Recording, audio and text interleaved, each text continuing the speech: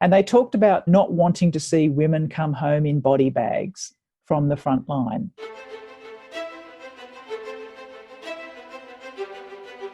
Welcome to the podcast where we track down Australian war veterans, have a chat with them, and hear their stories.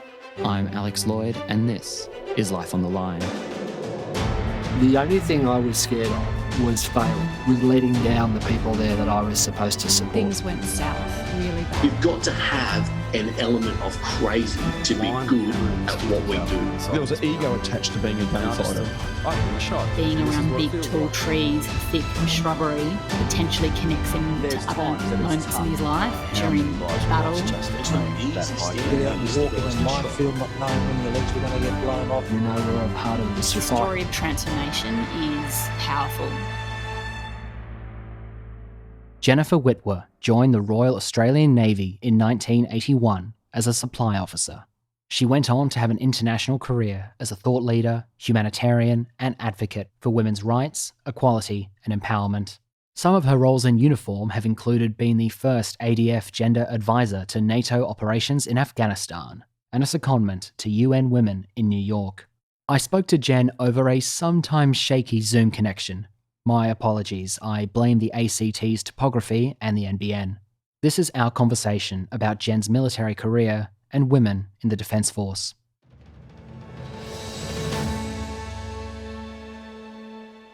Jennifer Wittwer, welcome to Life on the Line. Thanks, Alex. Great to be here. Tell me, where did you grow up? I actually grew up in Sydney, in the northern suburbs, a little suburb called Thornley, and my high school years were spent at Hornsby Girls High School, and my local beach was Mona Vale Beach. So that's the memories I have of growing up in Sydney. Certainly our schooling was focused on academic studies and things like home economics and not so much sport. I did play netball, which I think tends to be the choice of sport of girls back in those days. We'd go to Wiseman's Ferry to have barbecues and picnics, and we'd go to the beach quite regularly, so we were out and about, and very fond memories of growing up in Sydney with beautiful weather. Do you have any military history in the family? My parents had both served in the Air Force. My father had been a pilot in the 1950s and the early 1960s. He was tragically killed in a flying accident in 1962. He was an instructor at Point Cook, and he and an Army cadet who was under training were both killed. Mother had been a clerk in the Air Force. When she married my father in 1959, she was required to leave the service, as they were back in those days. And I understand that my great-grandfather had also been in the Army in one of the Light Horse Brigades during World War I.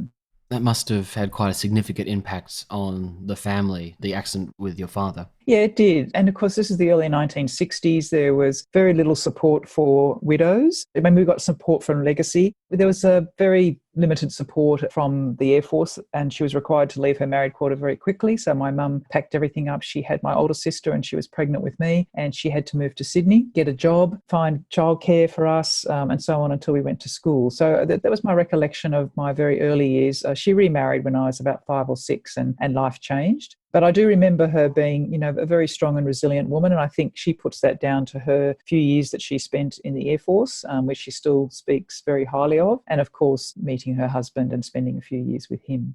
They were very open about my father's background and his history. I was very much still part of his family. So I grew up with essentially his spirit around me. And I think that certainly their service was something that, led to my decision to join the Navy.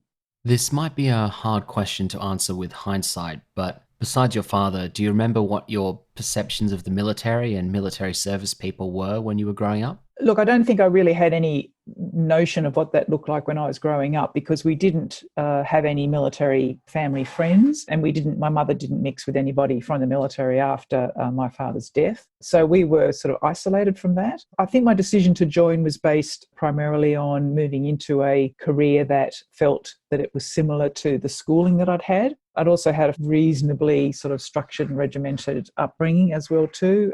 The Navy and also the New South Wales Police is the two careers that I was very much interested in and applied for, and actually got accepted into both, but I elected to go with the Navy.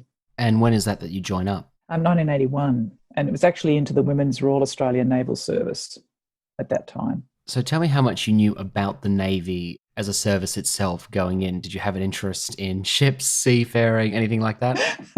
This is going to sound very, very shallow, and I'm just going to put it down to being 40 years ago. No, my decision to join the Navy was purely because the women in the Navy were wearing what I considered to be the most military uniform of the three services. I knew nothing about ships, and I think that was very evident from the selection panel, where they'd ask me, questions about ships, and I really even didn't even know the difference between a bow and a stern. Of course, back in those days, women didn't serve on ships, they didn't deploy. I don't think there was a necessity for us to know much about ships at that stage. And of course, women had only been sort of really transitioning into logistics as the primary employment role that was available to young midshipmen at that stage, only for 2 or 3 years before I joined. So I'm not even sure the Navy had any idea as to what would transpire ultimately with women serving at sea in a whole range of jobs.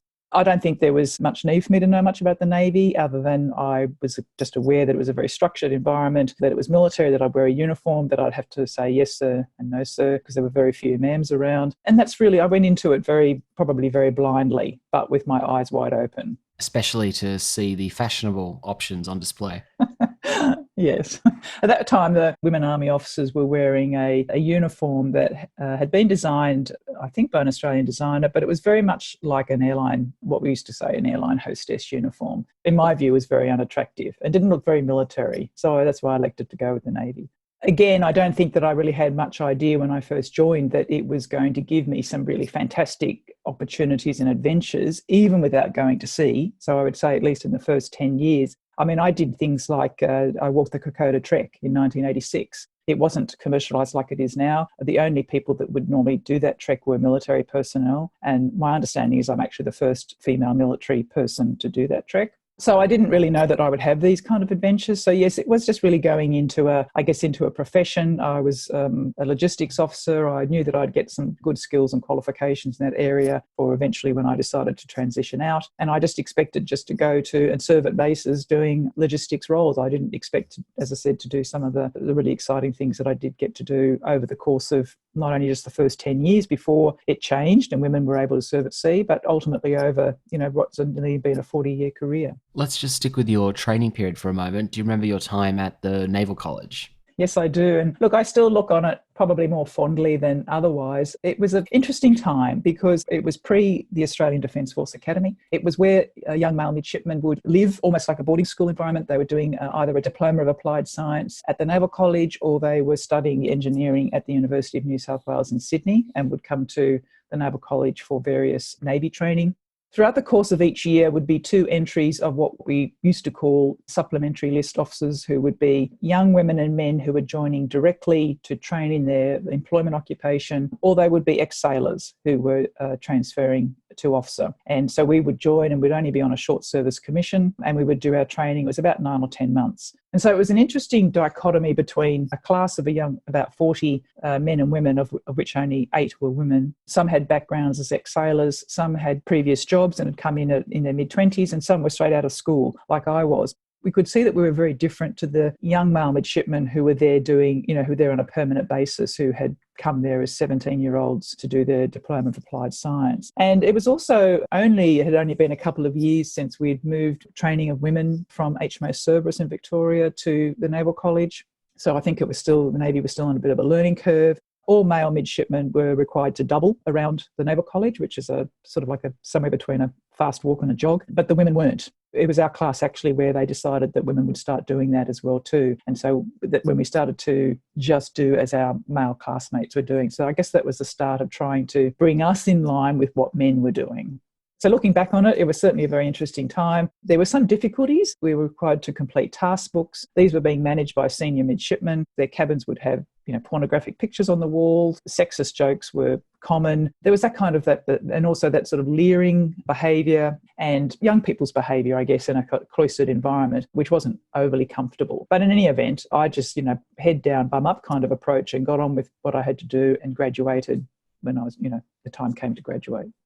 Because as you alluded to, this is a real steep learning curve for the Navy at this point, because they're starting to mix the services. The separate women's service has been disbanded recently, and correct the timeline if I've got this wrong, but I believe this will be just after the Sex Discrimination Act was passed as well. So they're essentially throwing you in a melting pot together and stirring. Yeah, exactly. So it was 1984 when the Sex Discrimination Act came in, which then, of course, required the women's services to be disbanded. So it was the end of the women's services as we knew it. And it was very much what you just described there, add women and stir. Tell me about your first few years out of the college before you finally get a seafaring deployment. It was very much just a traditional logistics pathway. I was at HMS Cerberus in 1982 doing my basic supply course, which was employment training I was required to do, and then up to Sydney and Nowra to complete a task book, and then just onto some normal postings in bases. And this was really up until the early 1990s before they lifted the gender restrictions on women serving in combat-related roles, which then opened up positions at sea. And that's really another phase of my life from about 1993 on. But I guess the first 10 years were really spent doing just very basic logistics jobs, the kind of experiences my male colleagues would have as well too. But for them, they'd do a shore posting and then a sea posting and a shore posting and a sea posting, whereas we were just delegated to shore postings. But I really had some wonderful experiences. A highlight for me was 2.5 years as the Deputy Supply Officer at HMAS Narimba in Quakers Hill in Sydney. It used to be the establishment where we trained our technical apprentices. It no longer exists. There for up to 4 years doing their technical training and trade training, and we had numerous sport and recreation clubs to keep them occupied, and I ran a horse club while I was there. We had about 5 horses, and I had a number of apprentices who would, help me run that and keep that operating and look after the horses. So it was really kind of unusual things like that actually, I think, really made Navy life, even though it was shore-based, very enjoyable for those that obviously wouldn't experience sea service or didn't expect to experience sea service. Well, that then gets to turn around for you. Tell me about when you were first posted on a ship finally, and how exciting was that for you after years of sort of being kept landlocked? I'm not sure that exciting is the word that I would use. It got to a point where in the early 1990s, as they were doing this, and again, look, in my view, it was still a bit like adding women and stirring. I don't believe it had really been thought through. It meant that we were putting women at sea who might have been, as I was, 35 when I went to sea. And worse for me, being the head of the logistics department, so one of the senior leadership team of the ship, expected to know what I'm doing in all respects, but not having had the benefit of, sea time as a junior officer that my male colleagues had had. Almost a frightening experience. But it was clear to me in the early 1990s that if I wanted to get promoted to commander in competition with my male colleagues, that doing a charge supply posting at sea and one ashore as well was definitely a requirement. I completed a charge qualification board in 1993 along with another female colleague that I had joined the Navy with, and we ultimately became the first 2 female supply officers to serve at sea as charge supply officers in the period 1995-96. She served on HMAS Westralia, which also has been decommissioned, and I served on HMAS Swan, which was a Vietnam War destroyer escort. Something that I was very wary of going into, because what we didn't want to happen is for us to fall over or fail. And then, of course, people say, well, this is why you shouldn't have women at sea. So it was a very trying time. But ultimately, my service on that ship, of which I was only one of 2 women in a crew of 212, and while I did also have some difficulties with some attitudes from some of the males on the ship, it was a very rewarding experience for me, and one that I'm glad that I did take up ultimately. I certainly place a lot of value on what that experience gave me, just in terms of progressing my logistics experience. I was also the helo control officer, and I was also the nuclear, biological and chemical defence officer. So these were all new things to me. They were all challenges. They were something that I believed that I did well, and I enjoyed that posting. And as I said, I got a lot out of it. You mentioned just then 2 of 212 in the crew.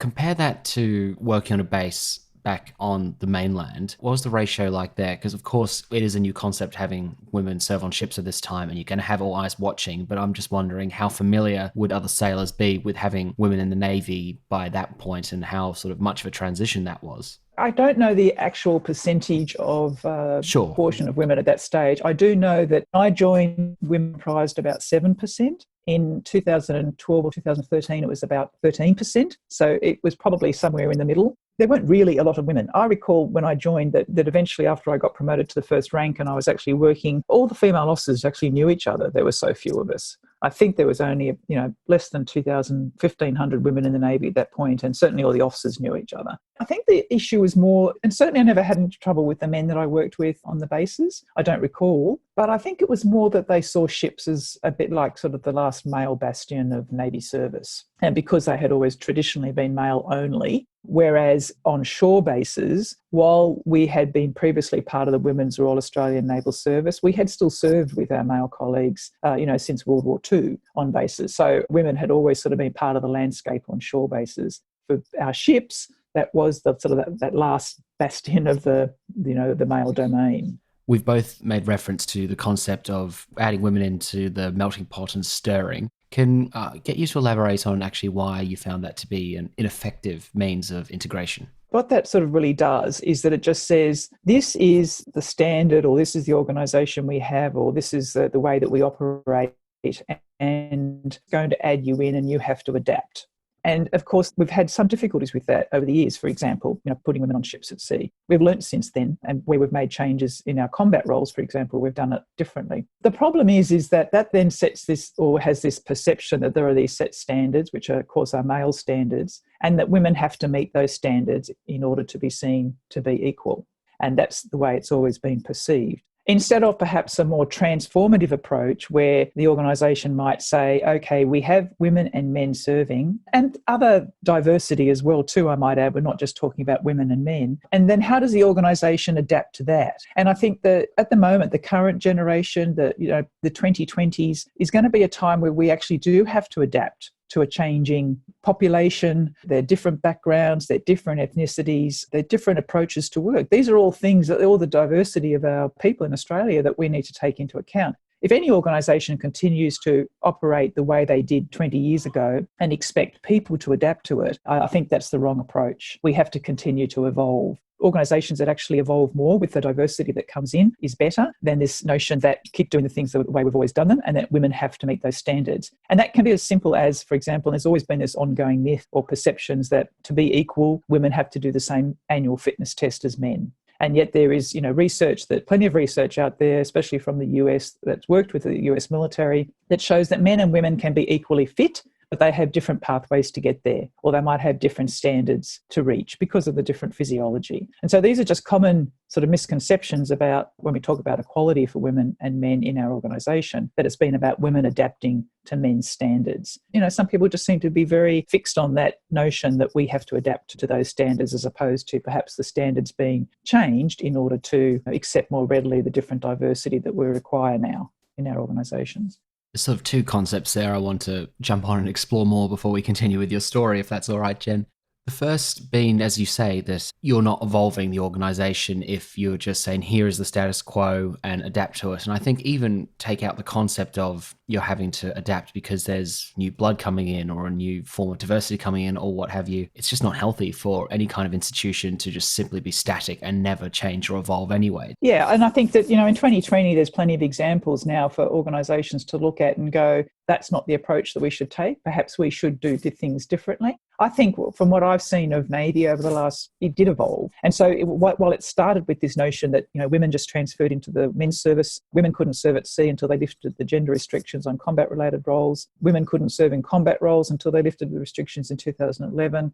It's continually evolved. What's also evolved is the culture of the organisation, and that has been done through targeted cultural reform programs. It hasn't happened naturally. And so any organisation that has been historically or traditionally one gender, which seeks now to change to take both or other genders, actually needs to look to the lessons learned by other organisations. And definitely for us, undertaking a very targeted cultural reform program that looked at things like our leadership, how people lead, what training we give people to become leaders, what are their behaviours in the workplace, how we're assessed on meeting Navy's values, how the Navy was actually even structured to make the best of the people that we have and the diversity we have, the capability that we have, and what's the best operational outcome for us. This was a program that started in about 2009, New Generation Navy. It's still ongoing. So clearly they're seeing this need to continue this program, identify those spots perhaps where they haven't touched on before, and continue to make the organisation a place that is becoming more adaptable to different genders, to people's different sexualities, to people's diversity. And I have seen that physical change occur.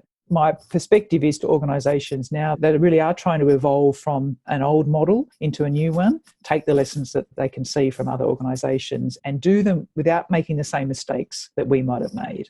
If you look back historically, you'd hear all kinds of and I'm talking decades and decades and decades, you hear all kinds of counter arguments as to why women shouldn't serve in the armed forces, as one example, and all sorts of reasons I won't even bother listing. But the main counter argument I might hear still about that these days in regards to more combat roles or special forces, or as we were just talking about, physical entry testing as well. Common counter argument I hear, and I'm sure you've been posed this question before, is that soldier falls on the battlefield. They need to rely, every person around them can pick up their colleague and drag them to safety, sort of thing, and you have to meet an objective standard to be able to do that. That's the classic counter argument I hear. Based on what you just were saying then about applying different standards to the different physiologies, how do you respond to that? You're right. There's a bit of a dichotomy here, I suppose. But when you're talking about physical standards for special forces, for example, and they are, of course, the troops that we deploy to actually engage in fighting, in operations. Of course, there are specific physical standards that are required to be met, and not all men can meet those standards. And there might be some women that can meet those standards. Whatever the requirement is in terms of the criteria for a specific role, of course that needs to be met. And how they assess that is up to the organisation. So, of course, we don't want problems on the battlefield, if you still want to call it a battlefield, where people feel they can't rely on the person next to them to assist. So that, of course, is absolutely necessary. And the trust that we put in each other and the teamwork that we have in any situation is of utmost importance. So definitely that needs to be met. If I just get back to this notion that for lots of reasons women shouldn't be on the front line or shouldn't be in combat, there are a couple of things there. One is, of course, if they meet the physical requirements, then of course they should be there, as should men if they can meet the physical requirements. Secondly, it is, of course, to meet law around equal opportunity. Now, this is not just for political correctness' sake. This is saying that this role, a combat forces soldier, for example, is open to both women and men. It therefore meets our national laws relating to equality and equal opportunity. It doesn't mean that there's going to be a bunch of women who will try to join combat forces, but it is about just saying that both women and men have the opportunity to apply for this role if they wish to. And then, of course, if they meet the criteria. The second thing is that I remember when the restrictions were lifted on combat roles in 2011, there was a lot of older people's perceptions about what that would look like. And they talked about not wanting to see women come home in body bags from the front line. And there are a few things I'd say about that. Firstly, that really there is no front line anymore. We don't have the sort of the traditional fighting that we did in Vietnam or World War II, much more sort of covert operations. And I'm not an expert on combat forces, so I'm not going to speak to what they do. But the reality is, and I faced this when I was in Afghanistan in 2013, where I was deployed as a gender advisor, I was a Navy officer, I was working in a NATO environment, and I had to travel from my base at Kabul airport into the green zone twice a week in a convoy of armoured vehicles, wearing and carrying 2 weapons and being prepared to use them if I had to.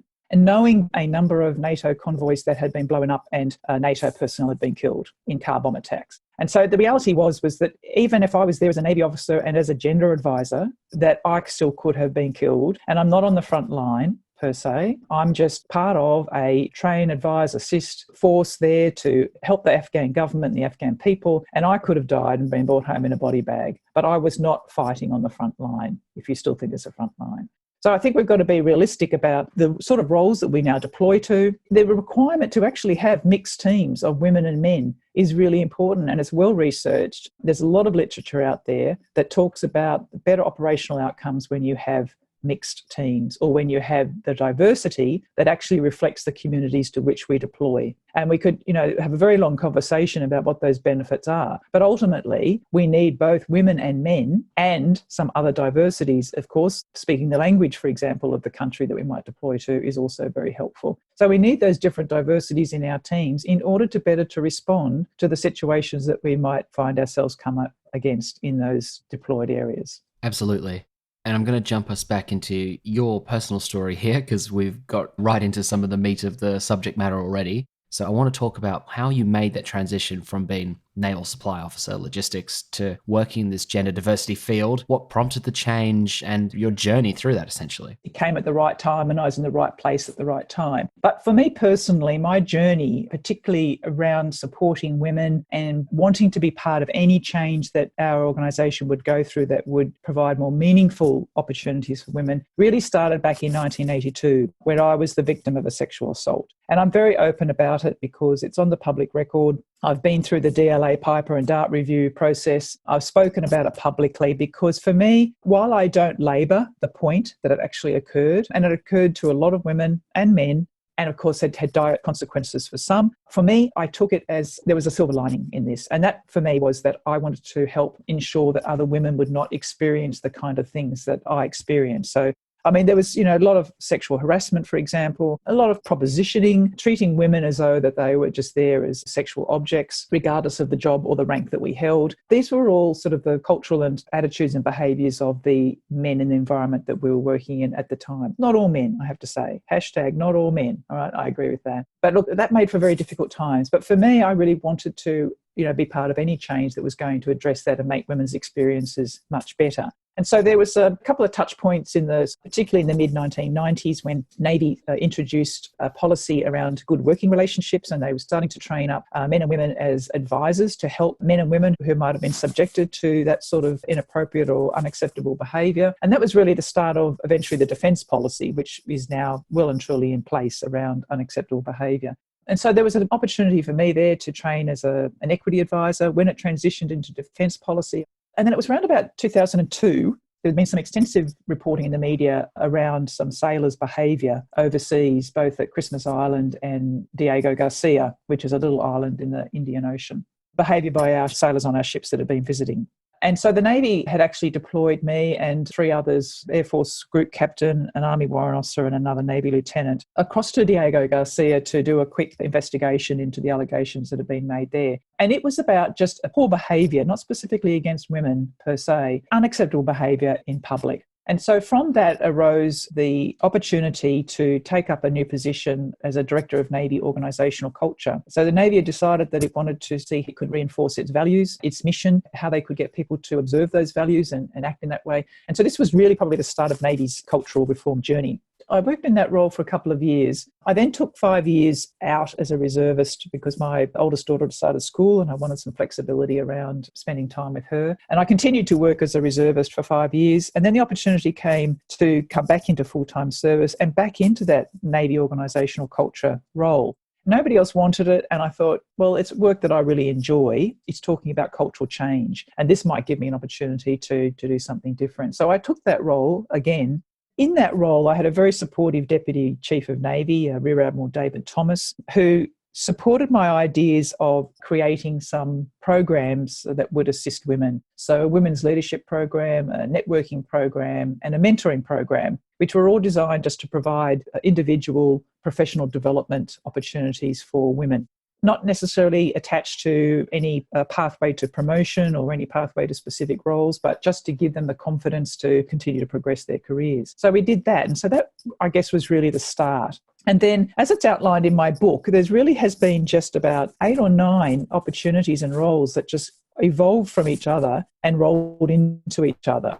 So it's really quite a long journey. It's over about sort of 11 or 12 years now. But essentially from that role, I then moved into the team that was developing the new generation Navy Cultural Reform Program that I mentioned before. That evolved into another inaugural role where I was appointed as a strategic advisor to the Chief of Navy on women's participation in the Navy and how we could develop and support their leadership development. So this notion of giving more time and attention to women's recruitment and retention was being advanced. Parallel with the work we were doing in Navy, Elizabeth Broderick, the previous Sex Discrimination Commissioner, had undertaken her review of the treatment of women in the ADF. And so I was responsible for implementing that within Navy.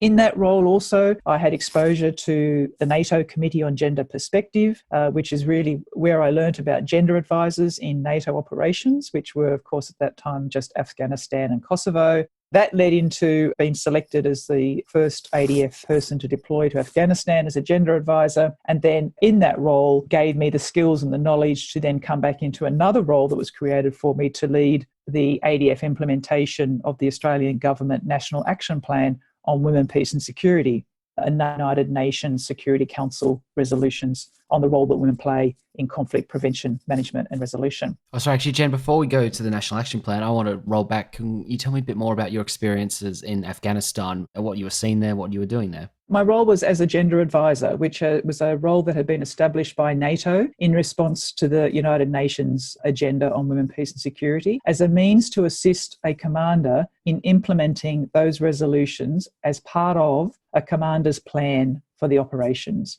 So right from the top levels of NATO through to the administration of the operations in Afghanistan, the official plans for that operation included the requirement to think about gender in our operational space. And that was twofold. One was around how we think about our operational responses and actions in a community that, of course, has women and men and girls and boys, and how we respond to their different needs and concerns. And secondly, also about how we deploy and who we deploy to operations. And as it goes back to the comments I made before about mixed teams and ensuring we have both women and men to be able to better respond to those communities. So these have been a twofold approach by NATO since the mid-2000s. And we've, of course, have followed suit with our National Action Plan here in Australia. So my role was to assist the commander in ensuring that our operational and our planning spaces were including gender perspective, that they were actually always thinking about what it is they were planning to do and how that impacted those in the local community and how we best could respond to the requirements.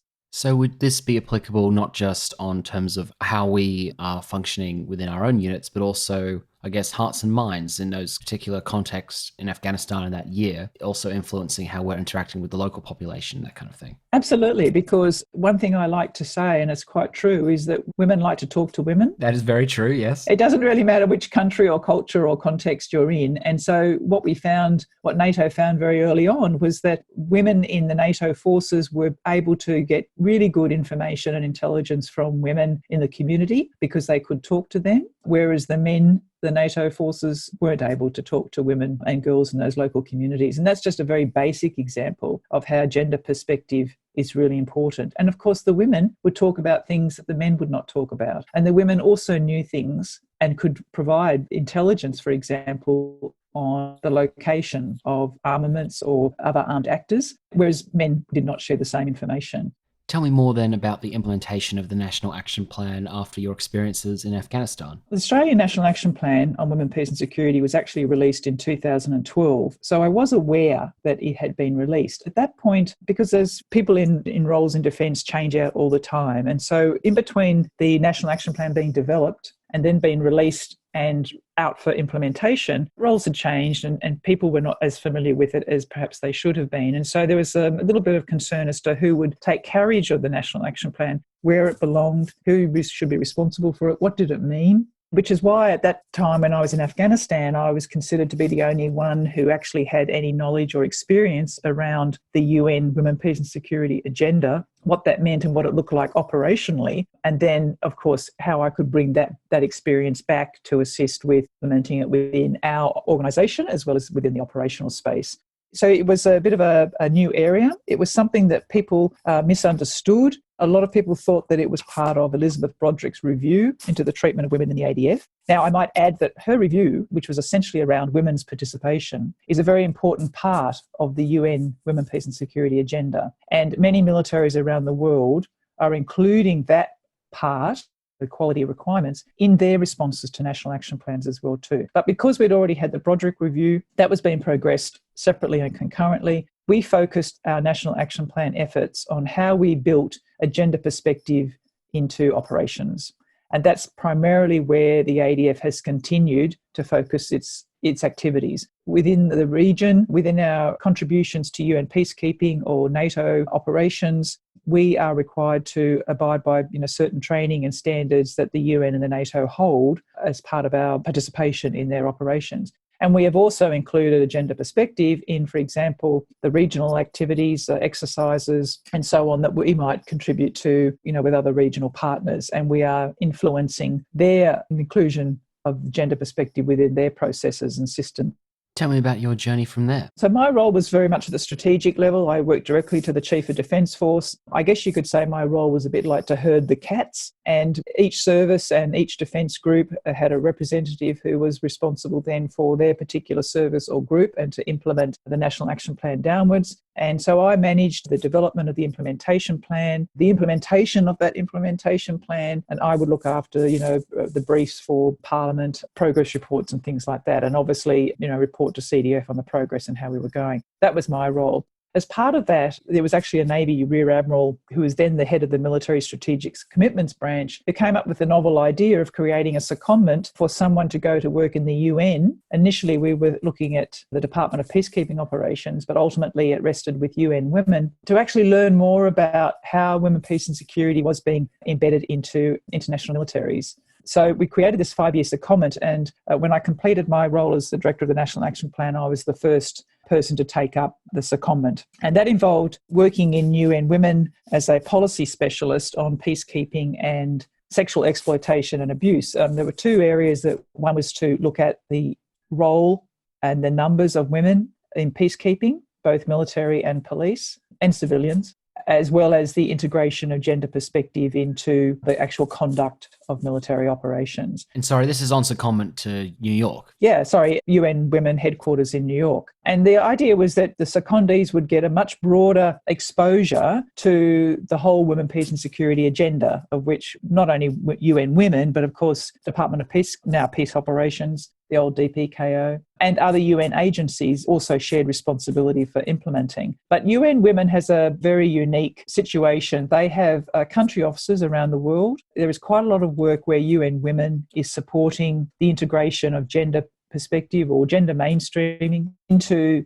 these militaries and police forces and other security agencies around the world. And so as part of my role, I would be going to various countries. I went to Jordan, Abu Dhabi, Spain, Italy, conduct training, or I would be providing advice on how to mainstream gender into recruitment and retention, or how do we incorporate gender perspective into our doctrine on operational planning. So a whole range of different things. And the idea was that we would provide UN Women with that kind of military background and expertise that they didn't have, because most men and women working in UN Women come from either academia or non-government organisation or other government organisation backgrounds and not the military. So you're providing a diversity of perspective in a cell devoted to diversity of perspective. Yeah, I guess you could say that.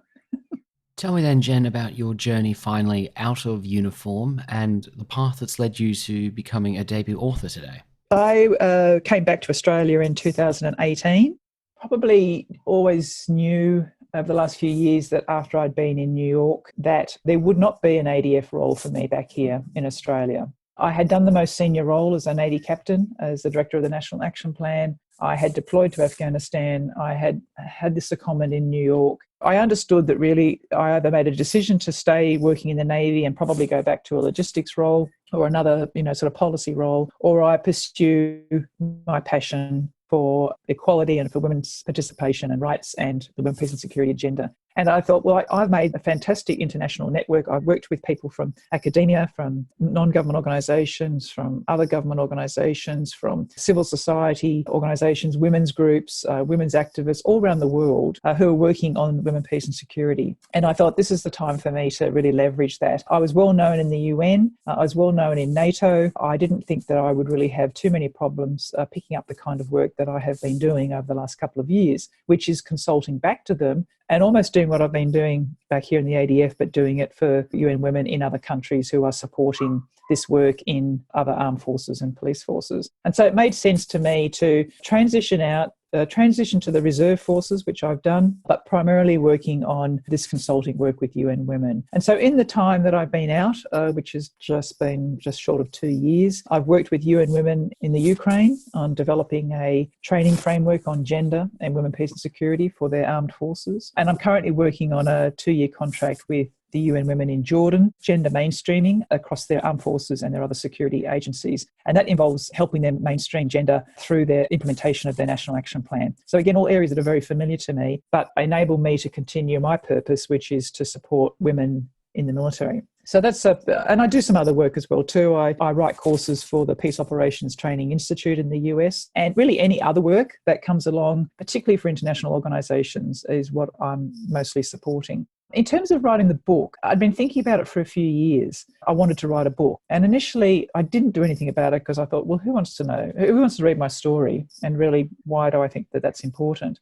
So I didn't really have an idea of how I wanted to focus the book. And it really came to me last year that there was so much that I was sharing with women that I was mentoring, with workshops that I was running, with even just the consulting work I was doing in the international space, a way to bring it together, the strategies that I help women with in working in male-dominated professions, but using my story to support those strategies. And so with the book itself, it is about my story and my journey, and there are some low points and there are some high points. It's designed to just show where I say that this is what I did and how I achieved it. So in terms of a strategy for women, and this is just a story that demonstrates how that came about, or how I overcame that, or how that changed things for me. And so I was able to bring the two together. So it's been a labour of love, definitely, for me to bring this together and to be able to share it more broadly than I was in just the individual work that I was doing. So that's really how the book came about. Well, Jen, what is the book called and where can people look you up online? So the book's called Against the Wind: How Women Can Be Their Authentic Selves in Male-Dominated Professions. It can be bought from mainstream online bookstores like Amazon, Book Depository, Booktopia, Demix, and so on. And also it can be purchased through my website, which is jenniferwittwer.com. Thanks, Jen. And we've talked a lot about not just your career, but obviously using your career as a lens to this much bigger growth and evolution of women in the armed forces, and again, specifically more the Navy through your experiences. Obviously, it's an enormous amount of change from when you joined to today.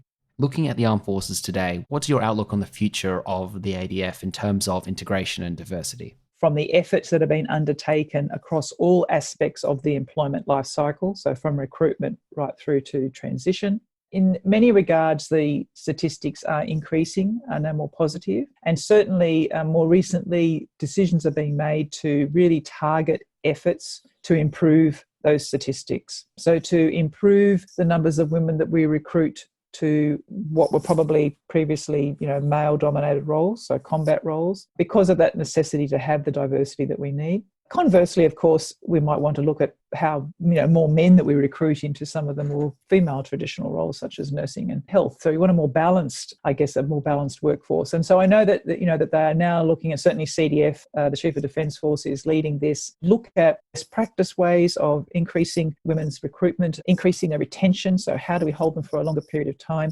Understanding what the drivers are for separation. And while women's separation rates are currently lower than men's, they're still serving for less periods than men as well. And so we need to understand what those drivers are. Also need to look at how we can best support women during periods of non-service, which tends to be predominantly by women. So, for example, home duties, family responsibilities. I think we also need to look at how we actually encourage more men, and this means systemically, how do we encourage more men to also be able to take up some of those responsibilities as well too. So it's equally men and women that are taking time out of the workforce for these kind of other caring responsibilities. So I think that, again, it's a little bit like an evolving process. So, the ADF is learning as it goes on and moves on. They've revised their targets for women's participation. They are looking to progress more to I'm not going to say a balanced workforce because that implies 50-50, but certainly a much greater critical mass than we have at the moment. So looking sort of in the 30% range rather than sort of 18.6%, which is where we sit overall at the moment. Work in progress, as they say. Jennifer Wittwer, thank you for your service and for your time today. Thanks, Alex. It's been an absolute pleasure to be here today. Thank you.